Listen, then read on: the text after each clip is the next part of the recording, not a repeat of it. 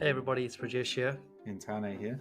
Welcome to our podcast, Baskets of Knowledge, Chats with a Difference. In our podcast, we invite guests from around the country and around the world to talk about how they got to where they're at the moment. It's about a journey, it's about an experience, it's about their life. Hello everyone, welcome to another episode of Baskets of Knowledge, and hopefully you have all been putting some knowledge in your baskets over the last few weeks. Today we have a bit of a different episode. We've decided not to have a guest on. We thought that actually it's now been almost a year since we have started this podcasting, and we've had 52 guests, which is a pretty cool, awesome milestone for us. So we thought today, Tane and I would just talk about, which we've just had Mental Health Awareness Week here in New Zealand, and the theme of the week was reconnect. And I think that's quite a timely connection or conversation for us to reconnect about where we have gone over the last year with our journey. But before we talk about that, Tanya, let's talk about this week for you in terms of reconnect and mental health awareness. How has that been for you? It's been good. It's been big, but it's been good to have those open conversations with different people, and also to reconnect not only with my family, but also friends that I haven't talked to for a while. But I guess also reflecting on reconnecting in terms of home. I've only been home once this year, so obviously as I reflect on that, it's about how do I, going forward, are there ways that I can try and get home a bit more often if that's what I want to do. So it's been good to look at these different avenues and good to explore them during the week. Yeah, I think it's a great theme because we live in a life where we just go all the time, and sometimes like you said before, you reconnect with your family, with friends, and people around you, and nature, I guess. But when do we ever take time to reconnect with ourselves? I don't know when that happens. So I don't know if you saw the other day, I just posted something up about how to reconnect with yourself. And as I was doing that, I was like, actually, how many of these things do I actually do for myself? So it's awesome that we can reconnect with others, but how often do you reconnect with yourself, Tane? As much as I hate to admit it, probably is not as much as I'd like to. I think I always get stuck in the pattern of go, and then since I'm doing things all day, I come back and then I catch up with people, and then I go to bed without actually having times to reflect. And I think that's probably what I've realized. My biggest takeaway from the week was I had maybe one or two nights where instead of going straight to bed, I just had some time to watch TV or go on my phone or do something that I actually can just do instead of going straight to bed after doing all these other things that I'm doing. So actually just having some time for me, which I don't do enough, and which is something I look to do. And I think it's not about doing it every night, because that can become unsustainable, going from nothing to everything. But I guess trying to have one or two nights that I can say, these nights I have to be strict with myself and just chill for a couple of hours by myself and do what I actually want to do. And it's so funny because in my role, and I guess in your role as well, there's so many times when I tell people just, hey, just think of what you want to do and focus on what you want to do. And then it's quite a paradox when you're like, actually, you're not doing the same thing because you are so invested in trying to do the best for other people that you forget about actually doing the best for you, which is pretty crazy.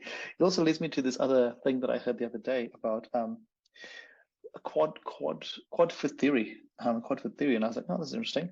So the person, that his name is Jaspreet Singh, and he was talking to Jay Shetty, and basically he said that there's 4 areas in your life that you should be looking after, and that's your physical health, your mental health, your spiritual health, and then your financial health.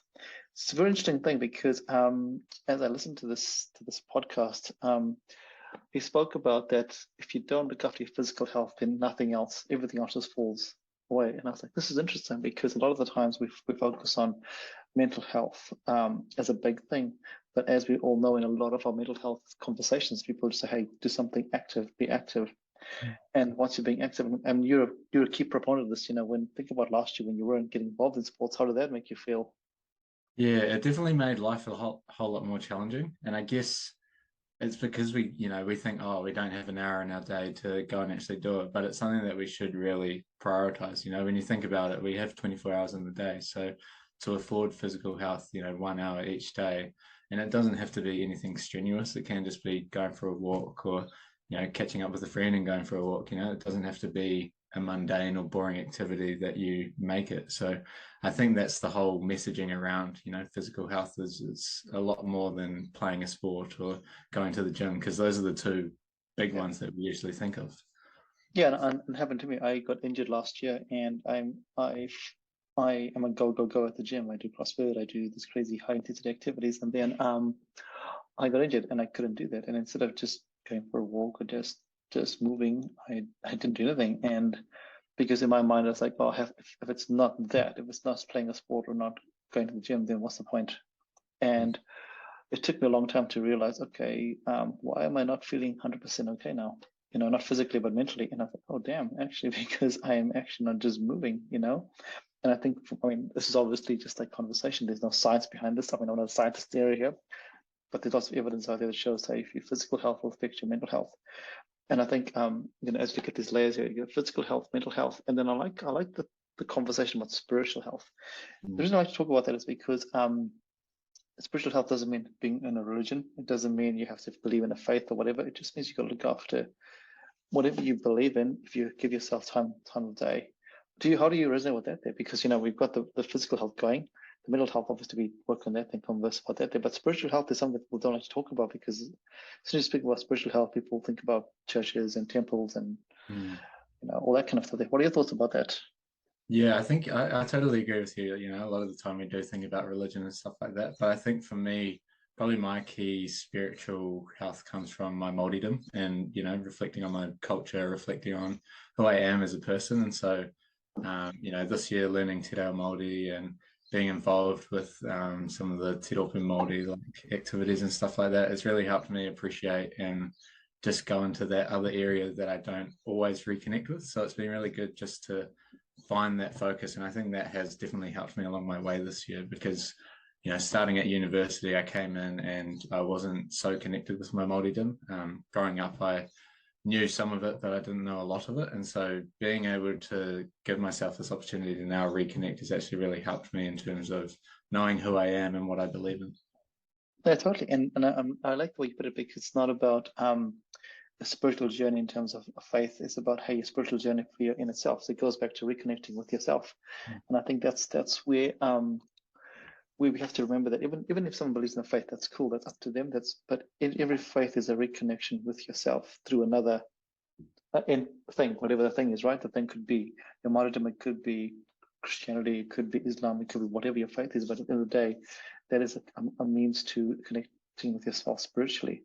And there's no right or wrong. And I think this is where we have been caught up in the world at the moment, where I think that this is a personal view. I think that when someone mentions a faith, people immediately go, oh, they question somebody, as in the way the world is at the moment. If someone has a faith, people get up in arms about that there. And I think that's personally, I think that's not a good way to go. I mean, you might see that. I don't know if you see that in your environment, living with 100 odd people with different. Yeah, I guess I've seen that in some ways. Obviously, it's probably not as big of an issue, I'd like to say. But again, I guess it's hard when I'm in this role, because I don't see and hear every conversation that's happening within the whole. So I definitely think that there probably are times, and I think reflecting on like two of our sub-wardens are Christian, so they are spiritual and believe in their religion, and so we all accommodate that. But I can definitely feel for some of the first years that come down and don't want to be put in that category of you're religious, so it is definitely a comfort zone that is hard to break that initial barrier, especially when they're coming down to a whole new city where they've got to find a new church, a new community to bind into. Yeah, totally. I loved how you said community, because I think it's all about community. The connection, like you said before, happens with your friends, and sometimes your community is built around your spiritual practices, which could be meditation, it could be cold showers, it could be drinking cacao, it could whatever it is. But that's pretty important. And I think the last thing was, the financial health, and I think that's a whole different conversation altogether. So we won't go into there. But I think the ones that stand up for me are physical well-being, mental well-being, and spiritual well-being. And I think if we can look after those, then we can really try and reconnect. But reconnection is a great theme to actually flow on. It's awesome that we do this for 1 week. But what practice can you do, like you said before, every day as you go forward to actually get you reconnecting, and not just wait for 1 week a year when we have mental health awareness and do it then there. Yeah, I mean, if you had to pick a practice that you really enjoyed this week here with the reconnection, is the one that you'd like to carry on? Probably just opening up those conversations. I think, a lot of the time we do the always common, oh, how are you? What's your day been like? But we don't actually sit down and have those big conversations. And it's not necessarily that we have to have those deep conversations all the time, but it's always good to, once a week, just catch up with someone and just talk about anything and everything. So I think that's been what I've seen is, just opening up that conversation a bit more so that we do have room to talk about whatever's on the mind, because otherwise it just festers with us and we never really solve the issue. If there is an issue, it doesn't have to be that every week has to be a negative. It can be weeks where we're really enjoying everything that's happening, but allowing those conversations just to be a lot more open would benefit us. Yeah, and I love what you said there, because it doesn't have to be bad stuff. I was I was somewhere last week, and I heard something that really was profound. And basically, the premise was, hey, just talk. Even if things are good, just talk to people, because when things are bad, then someone knows things are really bad. And I think too often in our society, in the world we live in, we only talk to people when things get bad. But if you are just conversing with somebody all the time when things are good, and then when you go, I actually need help, then the alertness comes through, as opposed to, oh, I'm drowning now. Like, oh, wait a minute, when did you even start learning how to swim? Yeah, that's something that I would love to push out there. But hey, it's not, we always have this messaging about it's okay to seek help, it's okay to seek help. Yeah, it's cool, but it's also okay just to talk to somebody, just because you want to talk to them. And I'd love to see more of that happening. Just especially in our world that with students, because I know a lot of students only contact me when I have a joke with my students. I'm like, hey, you only contact me when things are going bad. I'd love to hear from you when things are going good. Because it's awesome to celebrate those things as well, and not just go things are always bad, like you said before. It's not just about negative conversations. Yeah, and I guess you try to foster that in your environment there as well. Yeah, for sure. I definitely try and, go and see how people are going, see what's happening outside of their study. Because I think, again, being students, it's always, oh, we're just going to talk about study. But what about all the other amazing things that you do and are achieving? And I think it's the same when we come up to tests and stuff like that. It's always focus on the test and this is the be all, end all. But, what about all those other amazing things you're doing out, to make Dunedin your new home, or wherever you are studying, you're making that your home. And so being out in the community, it's much more about that than any of the study you're doing, really.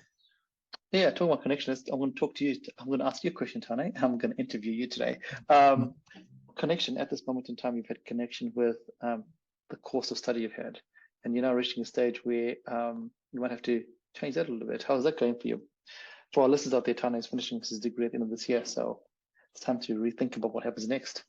Yeah, it's definitely a weird feeling. I think if I reflect on this year as a whole, which I have been lately, it's been quite daunting to realize like I've only got 2 weeks left of undergrad lectures and then one exam, and that's it, I graduate. And I guess, probably the biggest thing I reflect on or wish I'd done more of was getting to know, more of the people in my cohort, because I know a lot of people and that's cool, but it would have also been nice to have probably a few more, closer friends that I could really connect with, go and hang out with and get to know more. And I guess especially this year with all the other roles I've had the pleasure of, it's come at the cost of, reconnecting with all my peers outside of the classroom. Like, yes, it's good to see them in lectures or see them in labs, but what about just catching up and hanging out and seeing all the amazing things they're going to do? So as I go into honors, yes, it's exciting, but it's also sad that one journey's ending at the same time. That's very crazy. Let's talk about reflection. Think about the first time you came on a plane and landed here, and now you're almost finishing the journey. How does that feel? It feels surreal every time I think about that. I was thinking about it today as well. Actually, I was just, it's just so crazy that when you're moving to go on to your next step in your life, whether that's study or whether that's going into the workforce, it's always seen as this massive next big thing and big step. And now I reflect on it and it doesn't seem as big of a step because now I've been here, now I've been immersed in everything that comes with the university journey. And I'm still very thankful that I've got this opportunity, because I think the biggest thing I reflect on is that despite me getting this opportunity, not everyone actually does get this opportunity. And I think when you're so immersed in the environment, you can almost get too immersed to the point where you forget that, a lot of people would love to be in your situation. And I think that's also something we forget about, is that, sometimes the situation you're in, even if you do have bad things that are happening, it's still something that people are striving towards. It's pretty crazy. Hey, what a awesome reflection there. You think about when things are bad, you're like, but you've got to think about actually someone else couldn't be there and experience what you're having. So it's pretty crazy. But also, time just flies. If I said, well, when I met you 4 years ago, and I said to you, hey, it's gonna go like the blink of an eye, would you have believed me at that point in time? No, things, it's just got faster and faster and faster, and that's the scary part. Is often you're so caught up in the future that you forget about just living in the moment.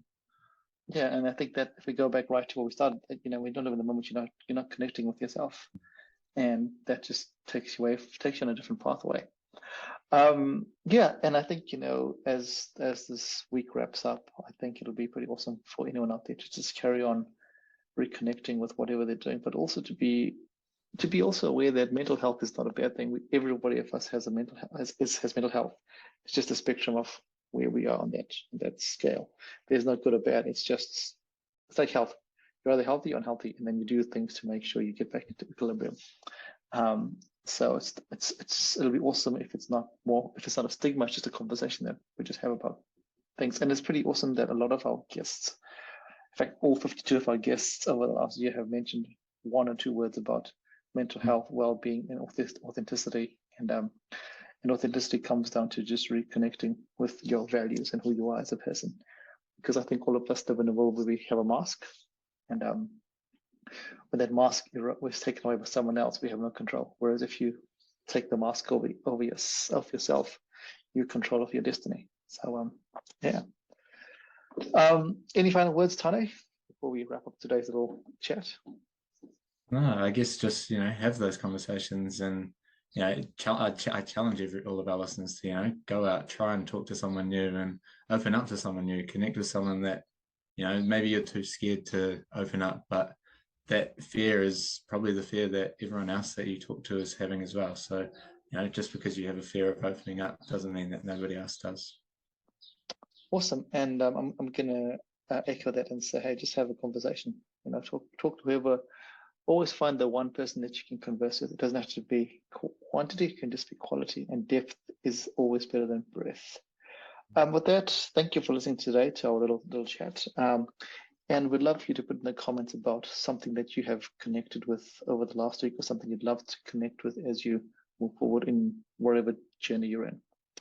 Till next time, thanks everybody, and I look forward to listening to you next time. But remember, keep putting in something into your basket of knowledge. Bye.